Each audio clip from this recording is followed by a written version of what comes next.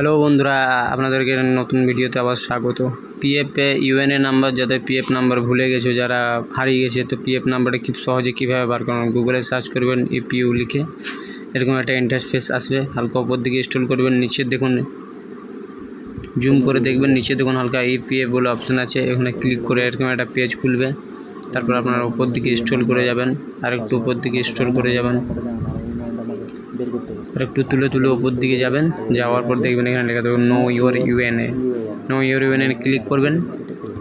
No your ইউএনএ click করার পর এরকম একটা ইন্টারফেস আপনাদের সামনে চলে আসবে। উপর দিকে হালকা হালকা স্ক্রল করে যাবেন, তারপর গেট স্ট্যাটাসে ক্লিক করে আপনারা এখানে মোবাইল নাম্বারটা দিয়ে দেবেন। আমি আবার নিজের মোবাইল নাম্বারটা দিয়ে দিচ্ছি। মোবাইল নাম্বারটা দিয়ে পর নিচে দেখুন আধার কার্ডের আইডেন্টিফাই দিতে বলছি, valid your identify Aadhaar card দিলাম। আমি আধার কার্ডের নাম্বারটা আমি লিখে দিচ্ছি। আধার কার্ডের নাম্বারটা আমি লিখলাম। লেখার পর নিচে দেখুন এখানে লেখা রয়েছে এন্টার ইউর ক্যাপচার। তো এন্টার ইউর ক্যাপচারের জায়গায় এন্টার ইউর ক্যাপচারটা আমাকে লিখে দিতে হবে। এন্টার ইউর ক্যাপচারটা লেখার পর কী আছে, LNG আছে, AN আছে, 8 আছে। 8 লেখার পর আমি সেন্ড ওটিপিতে ক্লিক করব।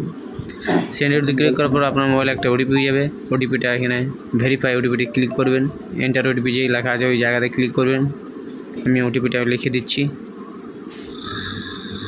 বন্ধুরা, ওটিপিটি লেখা হয়ে গেছে। ওটিপিটি লেখার পর দেখুন বন্ধুরা, এরকম একটা ইন্টারফেস আপনাদের কাছে আসবে। Verify OTP